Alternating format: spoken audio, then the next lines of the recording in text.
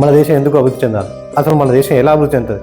మన దేశంలో 90% ఉన్న పేద మధ్యతరగతి ప్రజలైన మనం ఏదో ఒక పని చేసుకుంటూ డబ్బులు సంపాదించడానికి, వారి కుటుంబంకి, వారి పిల్లలకు చూసుకోవడానికి జాబులు, పనులు, బిజినెస్లు, సమస్యలు ఇక్కడ వరకే ఆలోచిస్తూ ఎక్కువ శాతం యువత ఏదో ఒక జాబ్ కొట్టాలి, లైఫ్ సెట్ చేసుకోవాలి. కొందరు అయితే ఫోన్లో చాటింగ్లు, లవర్, రీల్స్, గేమ్స్ ఇవే లోకంగా ఉంటున్నారు. కానీ చాలా చోట్ల మన ఇంట్లోని చెత్తని, కన్స్ట్రక్షన్ డిస్మెంటల్ వేస్ట్ని మోర్లలో, రోడ్ల మీద ఇష్టం ఉన్నట్టు పడేస్తున్నాము. బహిరంగ మలమూత్ర చేస్తున్నారు. గవర్నమెంట్ పథకాలకి, సర్వీసులకి లంచాలు ఇస్తున్నారు. అంతులేని హామీలకు నమ్మి ఓట్లకు డబ్బులు తీసుకుంటూ ఓటును అమ్ముకుంటున్నారు. ప్రభుత్వ పథకాలు రాకపోతే నా కర్మ అని అనుకుంటున్నారు. Single use plastic covers use చేస్తున్నారు. రోడ్డు మీద ఇష్టం వచ్చినట్టు ఉమ్మేస్తున్నారు. చెట్లు నరుకుతున్నారు. చెత్తను కాలబెడుతున్నారు. వెహికల్స్ బాగా వాడుతూ పొల్యూషన్ పెంచుతున్నారు. ప్రభుత్వ భూములు, చెరువుల, కుంటల భూములు ఆక్యుపై చేస్తున్నారు. జెండా వందనం రోజు కింద పడ్డ జాతీయ జెండాలను కూడా తీయకుండా వాటి నుంచే తొక్కకుండా పోతున్నారు. చాలా నీటిని వృధా చేస్తున్నారు. ఇంకా హోటల్, రెస్టారెంట్లో శుభ్రత, హైజీన్ పాటించడం లేదు.